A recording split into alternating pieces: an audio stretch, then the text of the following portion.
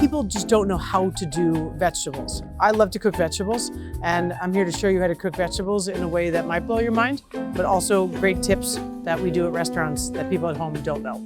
I'm Hillary Sterling, and this is how I cook restaurant quality vegetables.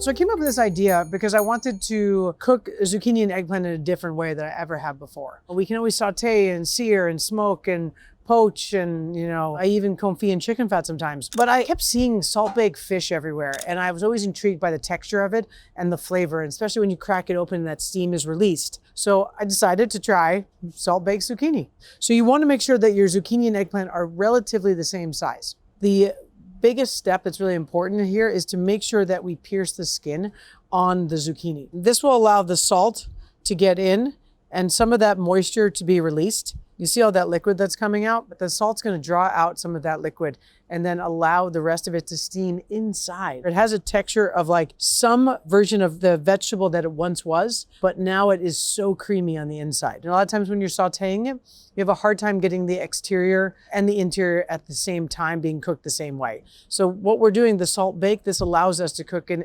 its entirety, where it is cooked evenly throughout. Basically, we're creating a warm and cozy environment to keep all the moisture in, but also season at the same time. So these are Japanese eggplant, one of the easiest ones to cook, and especially for salt bake, it'll cook completely even. Not bitter at all, super sweet and creamy. Now we have to make the salt bake. This may appear like a lot of salt, and I know salt's expensive, but save this when you're done because you can absolutely use it again. It's completely shelf stable once you're done with it. Put it back in a Roboku or a food processor at home and it's ready to go one more time. This is a kosher salt. None of that fine stuff. You don't want fine stuff. You want to make sure it has some texture because it has to absorb the egg whites. I have toasted fennel seed and toasted coriander seeds. Some sweetness, some nuttiness, some earthiness, some orange zest. Those residual oils that are coming off land right in there. The salt bake removes some of that excess moisture that sometimes vegetables have that watery quality to them, and then adds so much flavor back into it.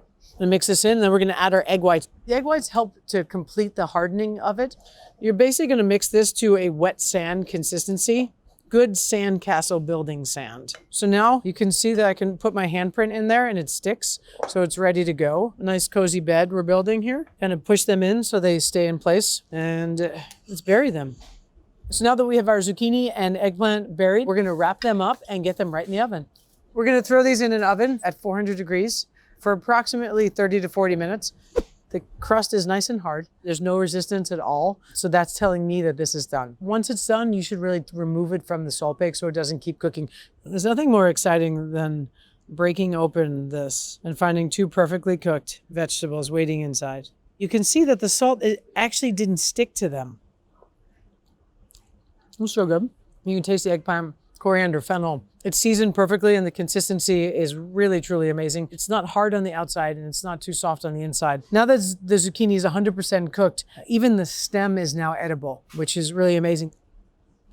That's the way zucchini should taste. I can taste all the salt, baked, spices, orange. But what I do taste first is the actual grassiness and the sweetness of zucchini. There are so many different ways to cook zucchini. When you're adding other things and elements to it, like a grill or wood fire or garlic and oil, those things can overpower something so subtle as this zucchini. Right now, this salt bake brings out all of the amazing flavors of the actual zucchini. This technique is so versatile. You can use it in every season, from zucchini to squash to beets to celery root to potatoes. It's super easy to do, but it takes a lot of salt, but I think it's worth it. And don't forget to save that salt for next time. We're gonna saute some spinach. I think cooking a vegetable in this way with this fast heat and imparting so much flavor with 3 or 4 simple ingredients is really great to have in your back pocket at all times. So we have our cloves of garlic. For me, I use a towel. And basically what I'm gonna do is I'm just gonna smash this and then peel the outside, put it in the oil so that it just infuses it. And then we're gonna remove it before the spinach gets in there. What that does is ensures that the garlic does not burn. And then we're gonna cut one cheek off the lemon to squeeze into it. Take your seeds out before we go. One of the things we always talk about in our kitchen is lemon and go. You should not put the lemon back on the heat because that brightness that we're looking for is going to disappear once you cook it. Do not put anything in your pan until it's hot. You want it warm. We're gonna coat that bottom. Smashing that garlic helps it infuse faster because there's more surface area around the garlic. And that golden brown is what we're looking for. Take your garlic out right before you think you need to. Once that garlic is infused in the oil, we'll remove it, reserve it for later, and then we can always add it back in. So now we're gonna go in with our spinach. It's gonna make a lot of noise. I find the biggest missteps in sautéing greens is not building the layers of flavor. Right off the bat, this is when we're gonna add that salt. We're gonna add a little bit more olive oil, which is gonna reduce that cooking temperature and lower it. It looks like a lot of spinach, but I promise you this is gonna cook down. We're gonna add our chili flake. I'm gonna turn the heat off. We're gonna add our lemon juice. One quick, great, you can smell the lemon, it's so bright. Lemon juice has acidity, lemon zest has oils that are floral and has a different flavor profile than lemon juice. So now we have our sautéed greens that took 2 minutes and we're gonna go right to the plate with them.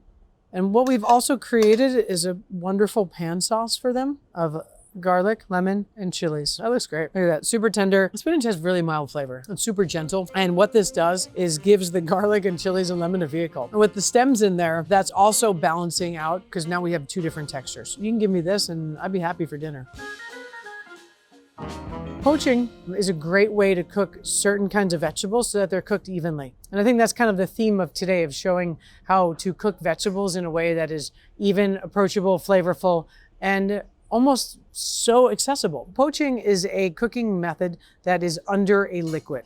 Most people are familiar with like poached eggs. Same concept where you're covering your artichokes in this liquid that we're going to then slowly simmer. Artichokes most of the time are a signal for spring, but they are available all year round. Thank you, California. And people are super afraid of them and they're so flavorful. They seem really labor intensive for a weeknight meal. On a day that you have time, grab a couple artichokes, and then once you're done cooking them in this olive oil poaching liquid, just let them stay in there and they'll stay for a week in your fridge. If we're gonna poach in a liquid, we want to put so much flavor in the liquid so that the actual vegetable takes all of that love, right? So the white wine adds acid and some sweetness. The olive oil is grassy and fruity, and the water just kind of stretches it out. And we're gonna throw our thyme sprig and bay leaf. You know those bay leaves they get in the jars at the store? They've been sitting in those jars for a really long time. If you can find fresh bay leaves, they're really great to keep in your fridge, and they have so much more flavor and better flavor. It's time to clean an artichoke. One of the things we teach cooks early on is to get your stuff set up so that you're putting your knife down the least amount of times as possible.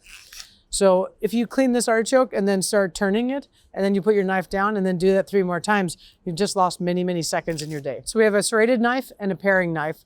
Both can be used to clean the artichokes. I prefer to cut the tops off with a serrated and clean the rest with a paring knife. There's a lot of great benefits of using this poaching liquid because it imparts a lot of flavor to it. It also preserves them. We use this method for sunchokes, salsify, fennel, potatoes, some other root vegetables. What is our cartouche? We take this amazing, handy piece of parchment paper, and then we're gonna use it as a cover. So it fits snugly inside the pot. Keep that on a low simmer for anywhere from about 15 to 20 to 25 minutes. Look at those beautiful artichokes. The color on them is like super bright and yellow. As opposed to the zucchini, with these artichokes, we want a slight bit of resistance. We don't want them to be mush. This poaching liquid really imparts so much flavor to them and then tenderizes those exterior leaves. They have super sweetness, almost a slight bitterness in the end, and this like insane earthy quality to them that kind of blow you away. This poaching method works because it cooks it all the way, all of those different textures and layers of the artichoke, all the same way, all consistently every time. The next method that we are going to dig into is the triple blanching method for green vegetables. Asparagus and some broccoli and some frozen peas. Frozen peas, honestly, they're super delicious and a great way to keep in your freezer for a quick weeknight meal. So asparagus, a lot of times you'll see this end where it's white. You should break it and it'll tell you where it wants to be broken. One of my favorite things to do is snap asparagus. You want to cut this broccoli into kind of even pieces, not too small though. The bigger they are, the easier they are to blanch and the more tender and flavorful they are. What do we do with this? I actually almost sometimes prefer the stem to the actual floret. They're so good and so sweet. We salt our blanching water and we salt our shocking water.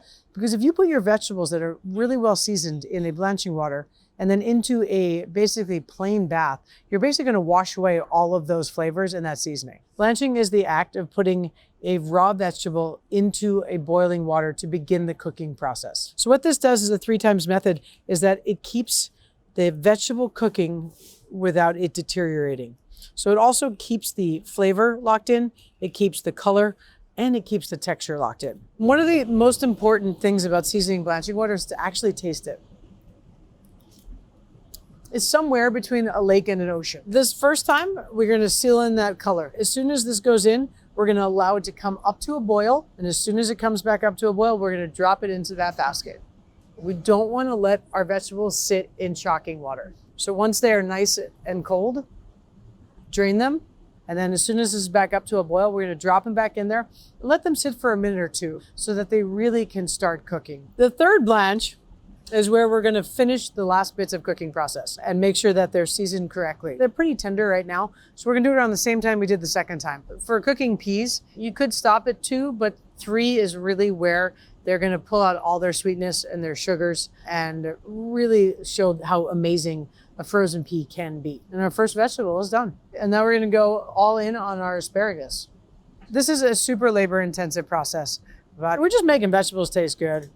Look at that. Second time in, you're starting to feel them get a little bit more tender and beginning that softening process. And still, they are so green still. And for me, asparagus is like the sign at the ending of winter. It's like hope in a green vegetable. They can bend, which means that they are tender and soft. They still have some texture left to them, but they're still bright green.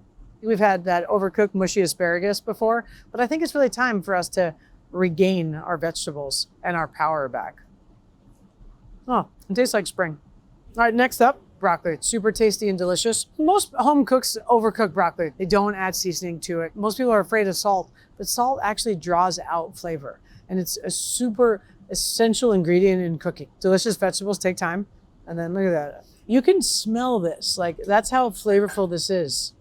And all this is water and salt. That third blanch, you can let it cook a little bit longer, and the broccoli is still bright green as if it was from the first one. I'm a big fan of broccoli. Broccoli is delicious. It is tender.